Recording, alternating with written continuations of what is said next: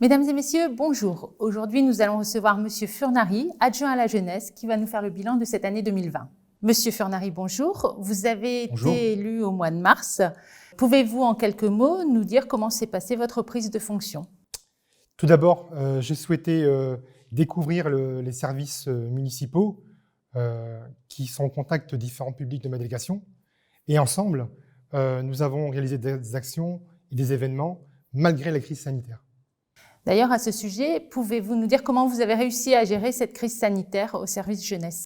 Alors, tout d'abord, on a organisé le plan blanc, c'est-à-dire accueillir les enfants du personnel soignant et les forces mobilisées pour cet événement, et pour pouvoir les accueillir 7 jours sur 7. Ensuite, reprendre une vie normale avec les écoles, puisqu'on a rouvert au mois de juin, et avec nos équipes encadrantes, nous avons organisé les garderies du matin et du soir et la restauration du midi. Dans la foulée, tout de suite, il a fallu préparer l'été, les accueils de loisirs, pour permettre aux enfants de venir jouer, se détendre dans une ambiance ludique.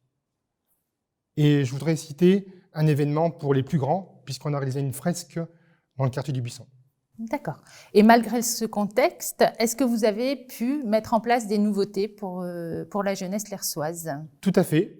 J'en veux pour preuve, il y en a 3. La première, c'est l'extension de la garderie pour les familles, permettre aux familles d'arriver plus tard le soir, à 18h30, pour récupérer sereinement leurs enfants.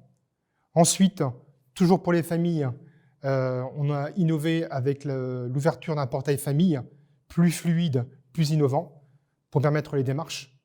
Et enfin, la création d'un LAP, d'un lieu d'accueil enfants-parents, au centre petite enfance, pour permettre aux parents de venir partager une expérience et pourquoi pas évoquer des solutions du quotidien.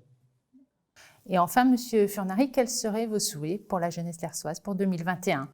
Alors, tout d'abord, reprendre une vie agréable et paisible. Ensuite, pour notre jeunesse, venir profiter des événements, des actions programmées sur 2021. Et enfin, favoriser la concertation et les projets sur les thématiques comme le développement durable, la culture et la citoyenneté. Monsieur Furnari, merci. Un dernier mot pour conclure? Je vous souhaite une bonne année 2021, bonne santé pour vous et vos proches, et je reste à votre écoute.